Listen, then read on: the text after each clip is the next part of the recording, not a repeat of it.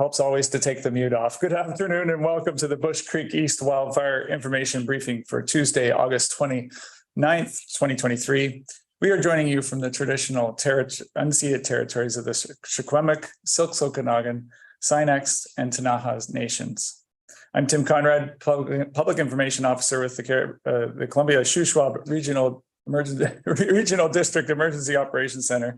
And joining me today is Derek Sutherland, EOC Director and Protective Services Team Leader at the CSRD, and Mike McCully, Information Officer with the BC Wildfire Service. We have a busy day on as well today, so we won't be monitoring the comments. You can reach out to us in other ways if you have questions.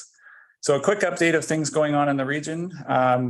We want to remind residents who are in or have returned to areas that are in an evacuation alert that there is still very much an active fire in the region, and residents should remain on alert and be prepared to leave the area immediately. That's especially important today, as you will hear in the update. Be sure to check the CSRD website and newsflash sections for more information and updates. Now I will turn things over to Mike McCully, Information Officer with the BC Wildfire Service, for the latest wildfire update, operations, and outlook. Mike, are you there? Hey, Tim, thanks. How's my audio? We gotcha. Okay, good. Thank you. Mike McCully, I'm the Information Officer assigned to the Adams Complex with the BC Wildfire Service, as Tim mentioned. I'll do a very brief walkthrough of the map today and leave for questions, but I'll just start with sort of the general overview on the fire.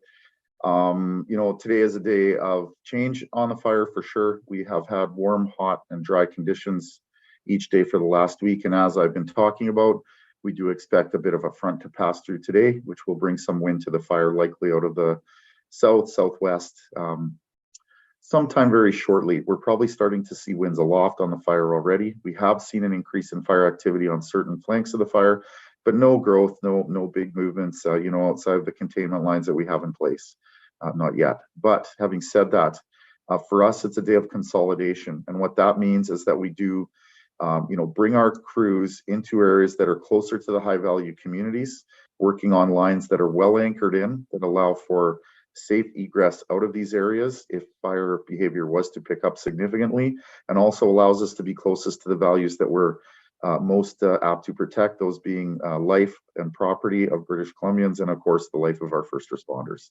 So again, just in summary, a different weather day today, a little bit of wind that might come through southwest. These are things we've been anticipating and preparing for as best we can, and our crews will be consolidated in strategic locations today.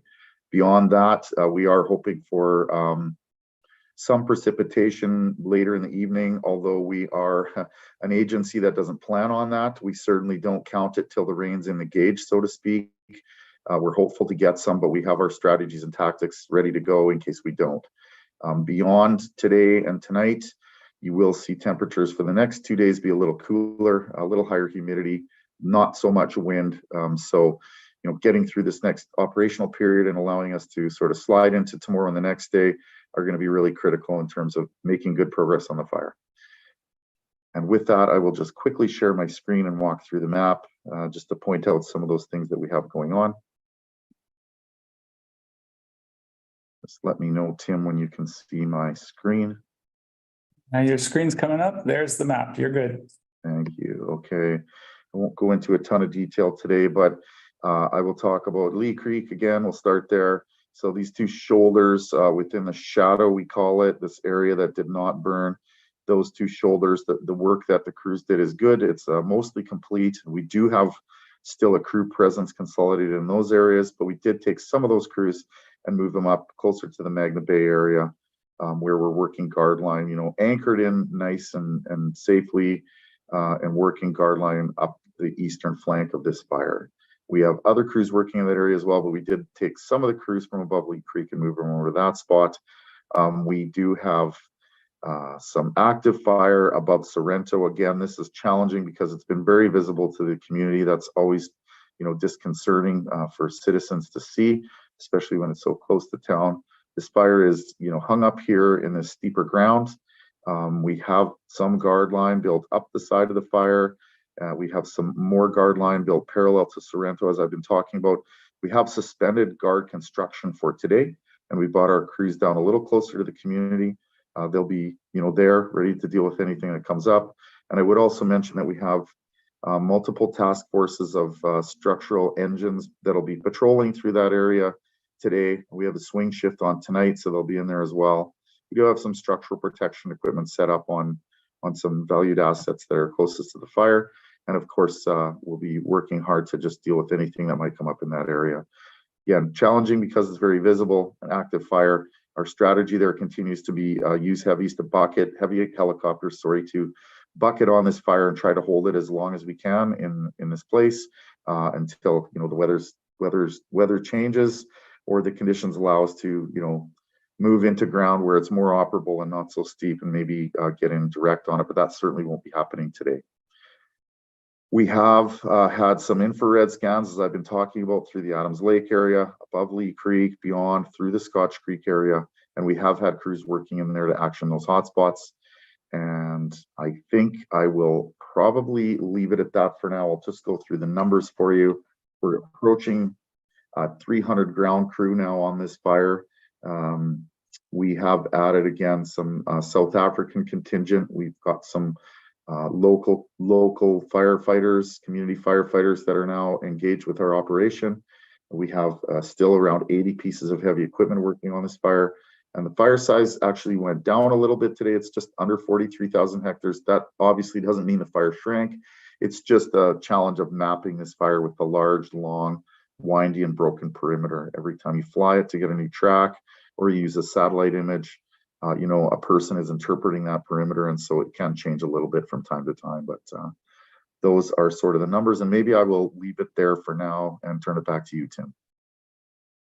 Thank you very much, Mike. I will invite media, if they have questions, to put up their hand right now for Mike, and we will take those questions. It's a good moment to just highlight that the maps will change and evolve. I've seen that over my time working wildfires, that they will always be refining that. So thanks for pointing that out, Mike. So I see Barbara Fairclough. Go ahead. Today, it's Barbara Fairclough from the South Shoeswap Scoop. My question is for Mike. Mike, you've mentioned you've got 80 pieces of heavy equipment working on the fire. Can you comment, please, on any use of small fireboats or any assets that are positioned on the water to assist in the firefighting capacity?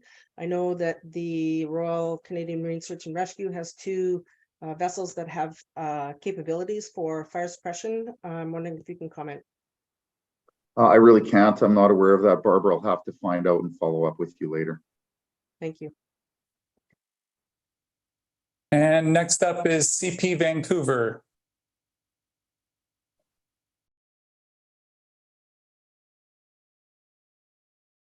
Canadian Press Vancouver, can you get your line live? Can you hear me? There we go. Yep. This question is for Mike McCauley. I'm wondering about the contingent of locals. How many people, and are these the folks that were staying behind in the evacuation area? Yeah, so certainly we have a contingent of community firefighters that are working on the fire. They were organized by the community itself, which is not uncommon. It's sometimes more common to have that organization done through the winter in preparation for fire season, but regardless, they did it. They approached us and we were able to hire and integrate some of them on the line. The numbers vary from day to day. These are typically people that are hired on a stat hire day rate. So, if they have other jobs or other lives to live, they're welcome to kind of come and go, which provides some challenges for us just in terms of tracking people, but nothing significant. We're really happy to have them. They provide a lot of expertise. They're extra power out on the line. We have them integrated with our own crews, our Type 1 British Columbia Wildfire Service unit crews and others, so that it's safe and so that they understand the tactics and objectives of the day. And the numbers range from day to day. The first day we had I think around 8. We were up to 17 yesterday, and I have not got an update today on how many we have on the line so far, but we're happy to have them. It's a very important piece of work, and you know, again, not uncommon to work with local folks on our fires. A lot of our equipment operators on any fire you work on will come from the local community. We depend on them heavily. They're frontline firefighters. They're not people who don't understand the business. So that's sort of what's going on with the community firefighters.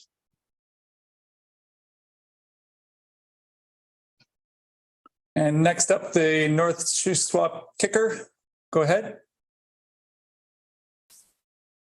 Hi, this is Tracy again. This question is for Mike.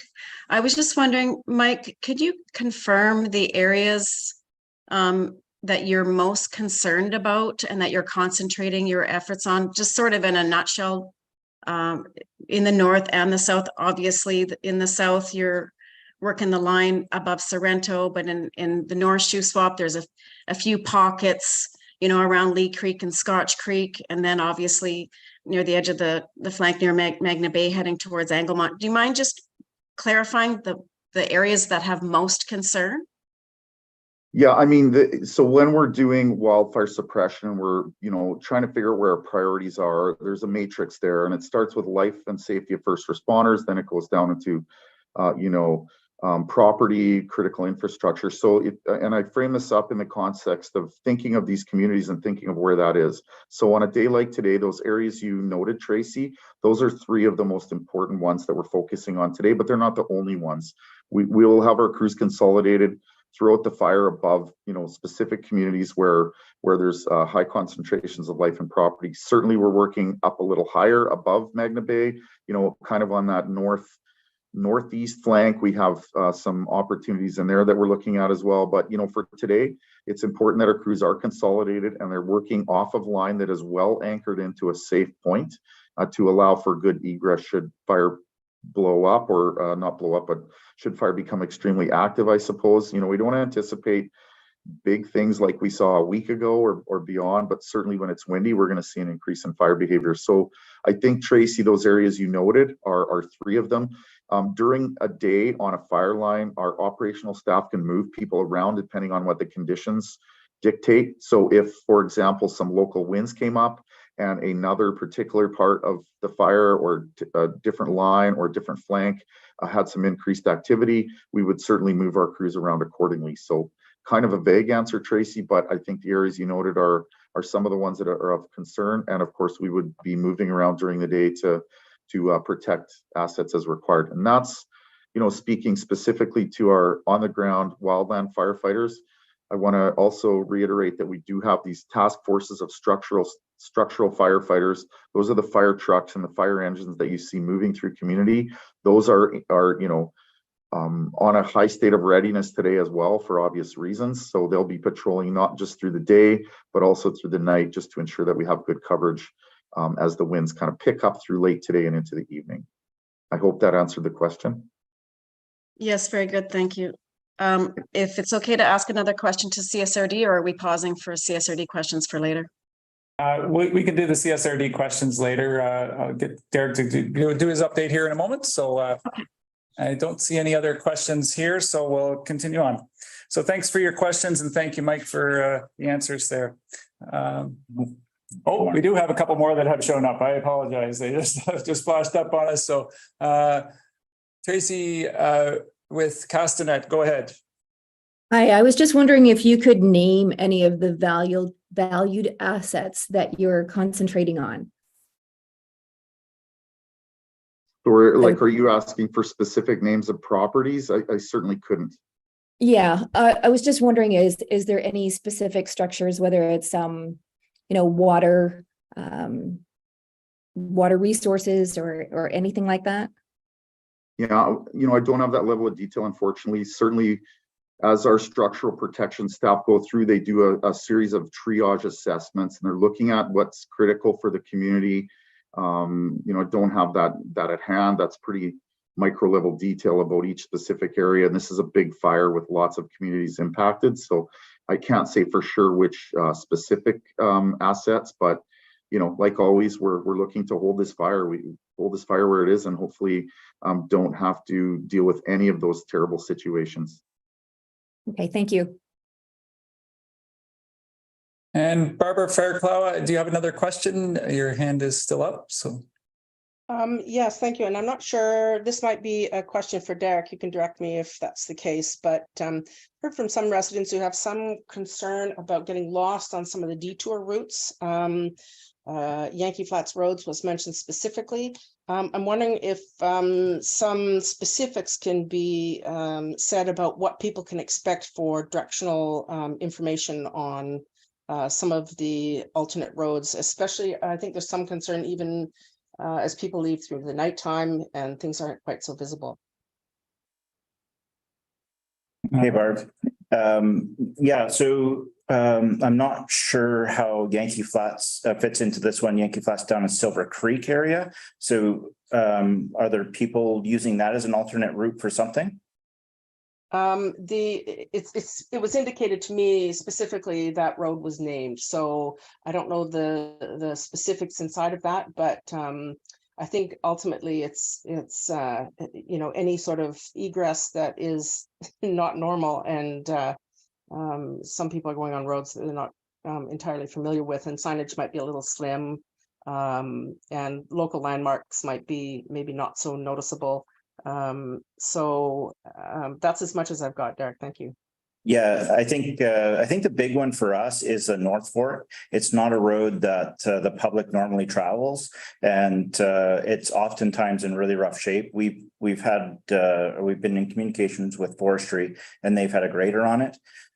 So it's in much better shape than it was, and it's very much passable now. But I'm not sure what the signage situation is on it, but it's a great question, and I'm going to take it back to the team and make sure that it's well signed. The other one that's out of the ordinary, of course, is the barge from St. Ives over to Eagle Bay. So I believe there's lots of information over there on it, but I'll make sure with the team, and if there's not, we'll get it. So.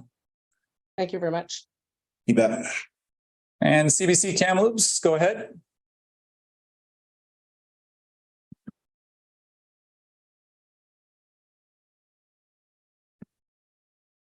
CBC Kamloops, are you able to get your... Can you hear me? There we go. Okay. Yep, Sorry, it was just a little muted. Yeah, Jennifer Norwell here. Sorry about that. I've been talking to some residents in the sort of Magna Bay area who are sheltering in place despite the evacuation order, and hearing that they're hearing sort of changes in what they're being told that they're allowed to do. Previously they'd been allowed to, leave their property down to the water, come back to get some water, and now being told no, they can't do that. Just wondering if you can give a little bit of clarity about what residents should be doing if they are choosing to shelter in place, and a little bit of clarity around some of that confusion around what they are allowed to do or not do. Yeah, I can help with that. So residents who are choosing to stay in an order area have to do so. Have to be ready to be self-sufficient. We can't support those residents who decide to stay in an order area. So I would encourage them, if they have to leave their property in order to stay there, I would encourage them to evacuate early and come to the evacuation center or the reception center. We're happy to support them. We'll get them a hotel room, and we'll support them in any way we possibly can, but we can't resupply people who have chosen to stay behind in an order area. Just looking to get a little bit more on that, if you don't mind, in relation to a situation where they're just looking to access water to help spray down properties, getting it from the lake where they have a pump system, not necessarily, needing supplies. Yeah, I would encourage them to connect with the fire departments, the structure protection branch out there. We have a lot of resources in those communities. Mike has a lot of resources in those communities. And if they're feeling the need to sprinkler their homes, then our crews can really help with that and can run those operations for them. They're incredibly well-trained, incredibly dedicated firefighters that are more than happy to do that for them. So how do they do that if they're not allowed to leave their properties? Yeah, they can just call us, and we're more than happy to send people over. They can even call into the EOC, and I'll have the operations department send people over. Great. Thank you so much. Appreciate it. Yeah, you're welcome. All right, now I see no other questions, so we'll continue with the CSRD update with Derek Sutherland here, Director of Emergency Operations Center. Go ahead, Derek. Yeah, thanks, Tim. So we had an update from BC Hydro this morning. There's still really significant damage. Additional crews have arrived and are working to replace hundreds of damaged poles, conductor lines, and transformers before restoring service. We have crews here from all around the province, kind of converged on the area to try and get this power situation resolved as quickly as possible, but it's not going to happen really fast. It's not going to happen tomorrow. So I just kind of want to manage expectations, and I just want to say a big thank you to BC Hydro and all those crews that have left their families and left their homes to come and help us out and get power restored. I really believe that Hydro is pulling out all the stops to get us some power back so we can move on with our recovery phase. Telecom companies will follow BC Hydro, and we don't have a timeline, but we're expecting that it'll be weeks longer after the power is restored before those telecom companies are able to get their lines back up and running. We've put waste bins at the Solista Fire Hall, Scotch Creek Market, and the Ross Creek store. I believe we have one going to Lee Creek as well, if it's not already there. And that's to take care of that spoiled food that's in those fridges and freezers, and to make sure that the wildlife concerns are kept to a minimum. We're not going to be accepting fridges and freezers deliveries at the moment. We're really prepping hard for this. It's probably about the single most important thing we're doing in the EOC right now to make sure that people are safe from food spoilage, but we'll have more information in the coming days. So the personal notification process has started for those people who lost homes during the fire event. This process is going to take a little bit of time. I would encourage those who are really looking forward to that phone call and having a discussion to reach out, and if need be, we can put them to the top of the list and get them their phone call so we can discuss next steps.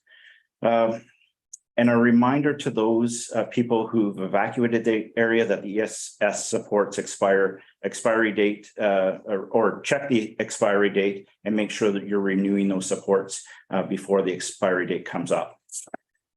And then on that note, emergency support services will be moving on Thursday, August 31st in the afternoon, and reopening Monday, September 4th at the Fairfield Inn and Suites. And the operating hours will be from 9 a.m. to 4 p.m. The phone number remains the same, 250-833-3360. So that's 833-3360, and they're moving to the Fairfield Inn and Suites here in Salmonar. Excellent. Thank you, Derek. So the weather is giving us a short moment here, which will increase fire behavior. As Mike said, we've seen a little bit of that overnight and into today. Good weather follows. So this is a little blip that we need to get through. I don't want you to be nervous out there. We want you to be prepared. So make sure you're getting ready, especially those folks that are in alert areas, to be ready to leave at a moment's notice. A reminder that fire crews are still active in the area. CSRD teams are addressing hotspots and fires in the communities, and there are hotspots in the communities. So this remains a very active wildfire situation. Ask you to sign up for Alertable to be notified when conditions change in the region. This is a system you must sign up for to receive the notifications. So make sure you go to see our Facebook, and we'll be putting it on Twitter as well, how to do that. We'd like to now invite questions from the media if there's any further questions. And I do see the North Shoeswap kicker up again. Tracy, go ahead. Hi. In regards to the garbage bins that are set up in Scotch Creek, and you mentioned Lee Creek, and you said they were for the residents there, how are they to get to the garbage bins if they're not allowed off their property? Yeah. Hey, Tracy. Hope you're holding up okay out there. We're not penalizing anybody who's going to pitch their garbage in these bins. And we just know that it's a real problem out there. And we are working on a solution to help those people who've evacuated from the area, who have food that's spoiling in their homes. So if people have stayed behind and they want to put their rotting food in those bins, nobody's getting penalized for that. We just want to make the place safe, and we want to kind of keep the negative interactions with wildlife to a minimum.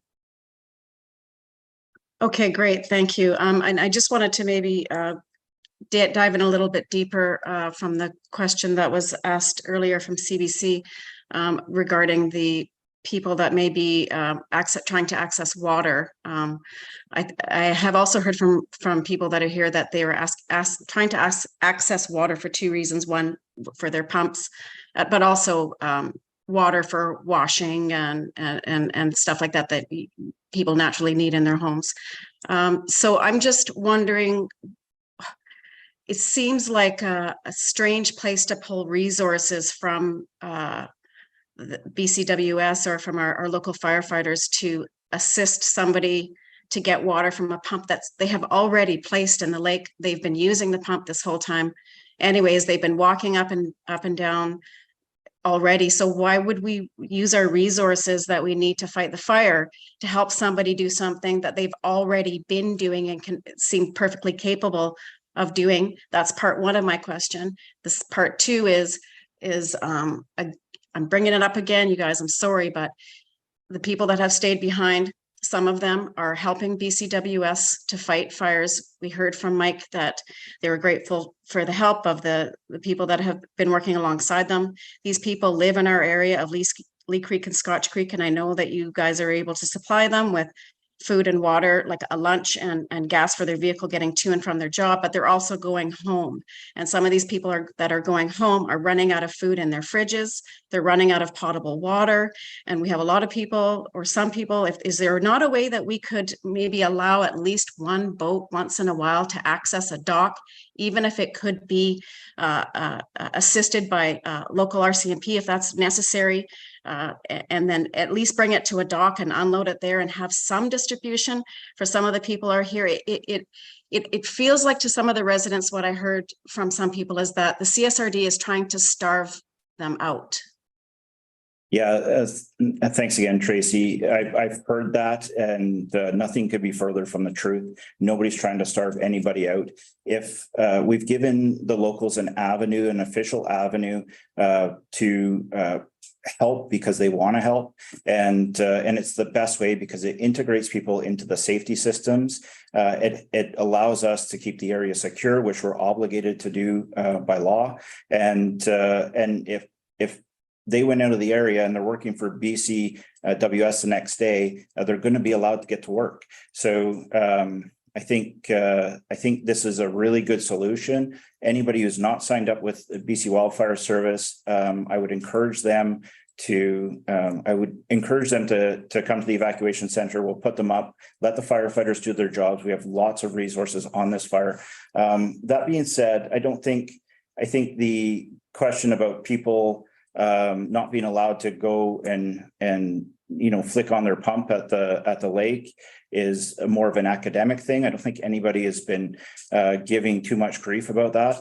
But what the law says is that you're not allowed to leave their property, and I think that's where it's coming from. Certainly, our preference is that they evacuate early and allow the fire crews to do that work. Even if they were to let us know where they're at with their firefighting efforts before they go, we're happy to continue the work that they're doing and help them out that way. So I hope that answers your question. Thank you for your reply. Mike, I was just wondering if you could add a little bit to that, just talking about that safety and the operations that happen and what's around that. I know we were chatting about that earlier today. Yeah, that's actually a good question. Tracy asks about, using firefighters to start pumps. That's actually what they're doing daily.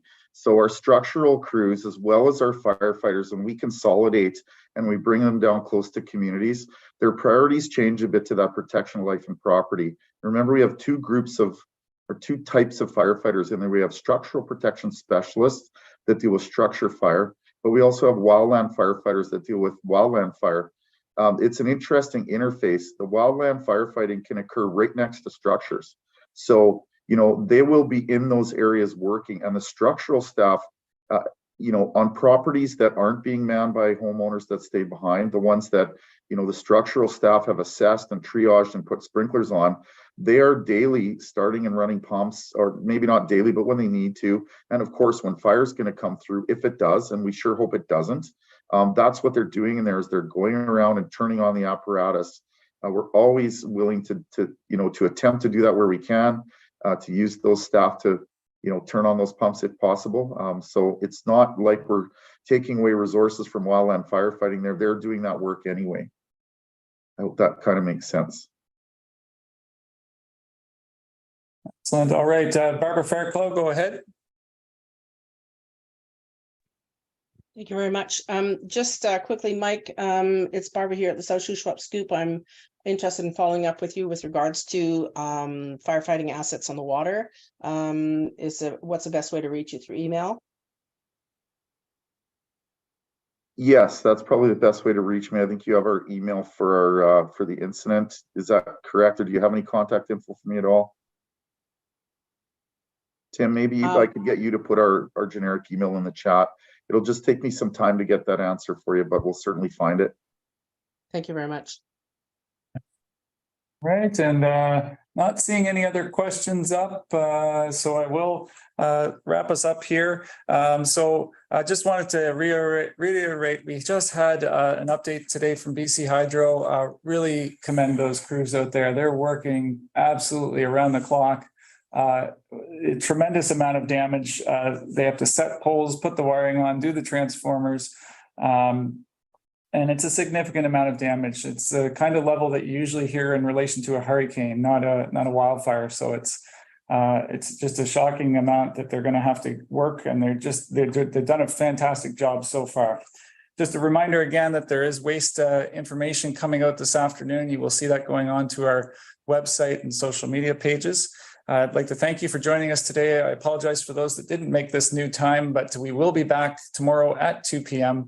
And thank you for joining us today at the Columbia Shoeswap Regional District's Emergency Operations Update. Thank you.